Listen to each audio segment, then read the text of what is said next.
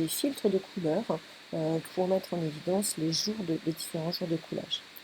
Alors, les deux éléments qui sont présents ici, il y en a un qui est coulé au jour 1, l'autre qui est coulé au jour 2.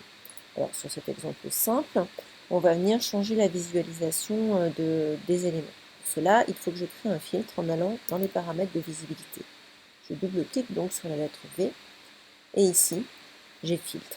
Il faut savoir que chaque filtre correspond, que les filtres que l'on applique sont appliqués par vue. Donc je pourrais avoir ici plusieurs plans correspondant au niveau 0 près de jardin, avec le jour de coulage 1, le jour de coulage 2, le jour de coulage 3, etc. Alors, pour l'instant, je n'ai aucun filtre qui est appliqué à cette vue. Je peux venir en ajouter, mais pour l'instant, je n'ai rien créé comme filtre. Donc, la première étape, c'est plutôt de venir ajouter un nouveau filtre, définir un nouveau filtre. Je vais donc définir un filtre sur base de règles que je vais venir créer ici en cliquant sur nouveau, et je vais l'appeler cyclage 1, par exemple. Ce cyclage 1, je vais l'appliquer sur mes éléments, encore une fois, et non pas sur les murs. Je prends bien les éléments. Et je lui dis, eh bien, comme règle, je vais lui dire, ici je retrouve tous mes paramètres, y compris le jour de coulage. Je vais lui dire, le jour de coulage doit être égal à jour 1. Et ça sera mon cyclage 1. Je peux en faire un deuxième que je vais appeler cyclage 2.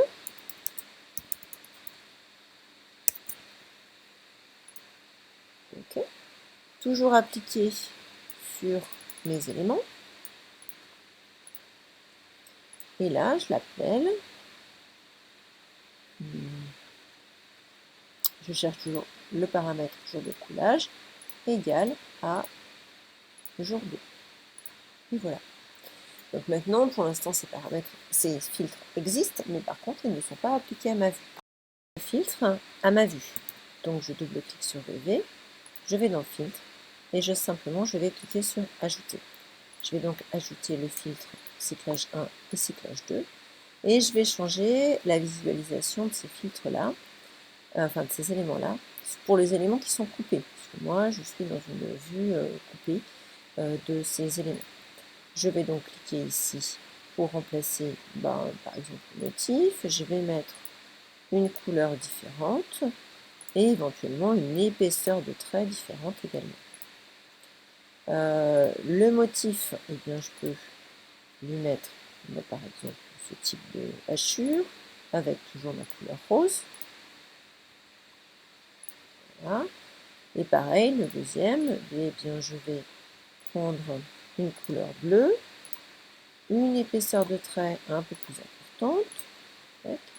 Et puis pareil, je vais prendre des hachures de type aluminium, pas forcément logique, mais ce sera visible.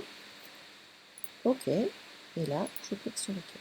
Et donc, je vois apparaître mes éléments avec les couleurs que j'ai choisies dans mes filtres. Alors, bien sûr, je pourrais très bien avoir un plan ici. Donc, je vais le dupliquer et je vais faire, hop, ici, par exemple, renommer, je vais renommer cette vue, jour 1. Et donc, du coup, dans cette vue-là, eh bien, le seul filtre que je veux voir, c'est celui éventuellement du jour 1. Donc, si je reviens dans les paramètres de visibilité, dans les filtres, je vais lui dire, mon cyclage du jour 1, je veux le voir, mais le jour 2, je ne veux pas le voir.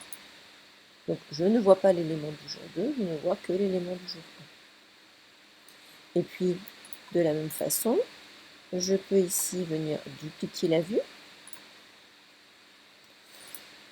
Je vais l'appeler jour 2.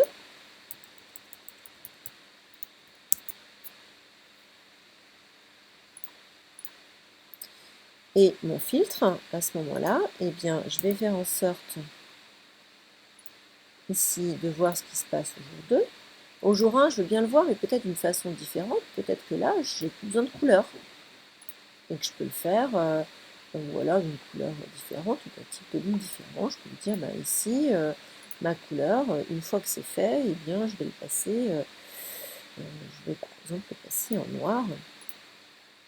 Voilà, un peu plus épais que le truc normal. Et là, c'est pareil, je peux garder éventuellement les hachures.